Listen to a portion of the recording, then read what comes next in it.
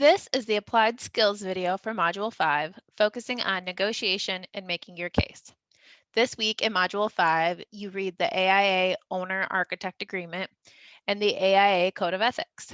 We've also already covered the NCAR Rules of Conduct, and we've covered a number of case studies that give examples of professional situations, both major and minor, up to this point in the semester. But I want to take a minute to make note of a couple of things that have been stated about the role these pieces of the profession play that our readings have claimed thus far. So many of the case studies are representative of situations that too often are not anticipated or visible during the contractual process. The architect's legal responsibility will not provide the absolute answers to the situation. Rather, there is placed on the architects a demand to consider their ethical precepts for guidance in arriving at a resolution. So that's a quote from the practice test text on page 220, case study 15 on life safety.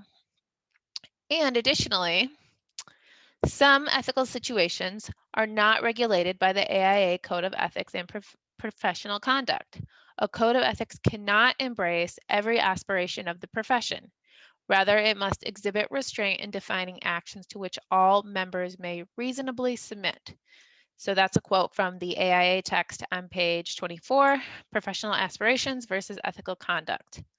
So contracts and ethical codes are a minimum standard, certainly, but they're not necessarily the applicable standards in all cases and are not necessarily adequate guides or defenses in situations that go beyond the norm of practice. So these codes and ethics that we follow, they're not going to give us the right answers in every situation. They're not going to answer all of our questions about practice, about what's the right path forward. So what must we rely on that goes beyond contracts and goes beyond these ethical codes?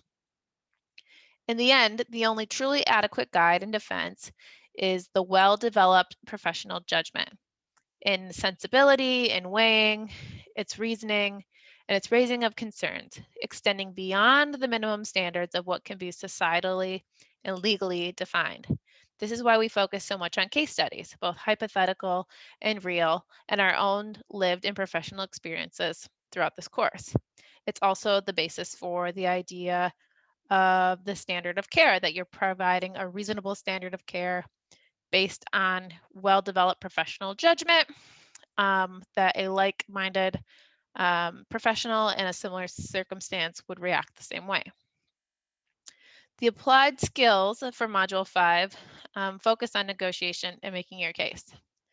So we'll soon be deep into the details of the project and process context and the firm and business context, where we'll be relying on the profession's legal and ethical definitions and boundaries as a background to more specific project details. We'll also be facing the pressure of project deadlines, other team members' expectations, business demands, and a whole slew of other factors that we need to take into consideration. But we need to be careful and consider what will keep us from going on autopilot. What will trigger a wider and deeper response that raises the flag in the midst of professional and business detail and causes us to say, wait a minute, this is not a situation that fits the norm or the standards definitions, and I need to think about this a little bit deeper. And further, how do I raise my concerns that I have clearly to others around me and get all of the parties involved to arrive at a conclusion together that we can all stand behind? And this is the process of negotiation. So this is a transition point in the discussion sequence from a focus on analysis in modules 1 through 4 to a focus on reasoning in the subsequent module 5 and onward. Although there may be different opinions or sides to consider within the analysis, the concern is no longer about pros and cons of each side per se, but rather about imagining a path that can converge and identifying the steps along that path through reasoning. In your discussion for this week, you'll need to take the standpoint of an advisor to other people who are disagreeing with each other. So you're not a part of the disagreement, you're advising to disagreeing parties.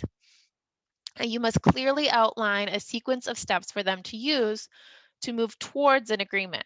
The parties, likely being focused on their individual positions and points, might not see the steps or the sequence yet themselves or understand them or even like them if they are to see them. This development can take place in a number of scenarios, including your workplace or other organizations. Within the profession of architecture, you can consider things like contracts and other shared agreements of terms, or any other personal experience you can use, real or hypothetical if necessary, to define this case in the discussion for this week. So it's not based on an established case study. You're coming up with your own situation and acting as an advisor to two disagreeing parties. You'll be utilizing the concepts from the required readings for this week to frame that discussion response. The readings provide a number of skill sets that can be applied in negotiation to work towards achieving a common understanding. So you'll have read these readings and have these skill sets in your toolkit that you could help two disagreeing parties come to an agreement. From the readings, these are all readings found on Canvas, but from the ones that are excerpts from Getting to Yes, you'll look at the 4 steps to the method. So separate the people from the problems, focus on interests, not positions, invest in options for mutual gain, and insist on use objective criteria. You'll also look at the concept of BATNA, or the best alternative to a negotiated agreement, BATNA, where you assess the power relationships involved and consider what would happen if you were to walk away from the negotiation. So what happens if I just say I'm done negotiating? What's the best alternative that you could have? From the readings for Architects Essentials of Negotiation, also found on Canvas this week, you look at 3 communication behaviors, including initiating, reacting, and clarifying communications, and 2 persuasion styles, pushing and pulling, that can be used during negotiations. So you'll use these tools from the readings this week in order to create your response to the discussion post and to analyze the situation or your own case study that you've come up with and identified.